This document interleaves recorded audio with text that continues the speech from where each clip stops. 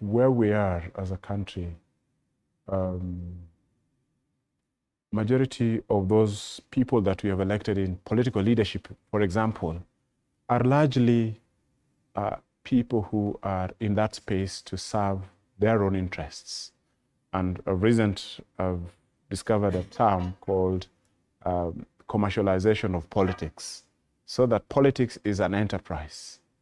How can I raise so much resources, then tag along a very powerful figure that could enable me be elected? Then once I'm elected, my role then in that office, whether it's member of parliament, whether it's governor, whether it's a senator, is to amass so much that I can through corruption, such that I will then be able to survive and stay, to survive and continue going on, even if I'm not re-elected. So, George, that for me is the greatest worry, that we end up not electing people who deserve to be elected, but people who are buying their way through to leadership. That means what we end up with are likes of what you see in the August House, who are not able to rationally engage over issues from an independent perspective. Remember, Parliament's role is to keep the executive in check. But when you have a situation where Parliament, obviously this is a voice that has been raised, is an extension of the executive. They cannot question, they cannot hold accountable.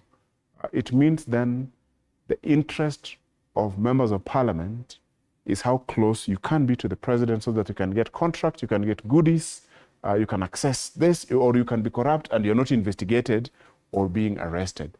That for me is the greatest worry in terms of the quality of leadership that we get. And Matiang'i told us before President Uhuru retired that more than half of the leaders you're going to elect this time around is a bunch of wash consequences of corruption. And today we are seeing them.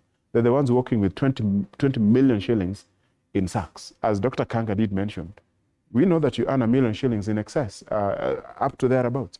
Where do you get all this money? So we must rise up and question. And I want to ask my fellow Kenyans, my fellow patriotic Kenyans, and I want to ask the young people of this country, please, if we keep quiet, if we stop, then this country will go down to the dogs.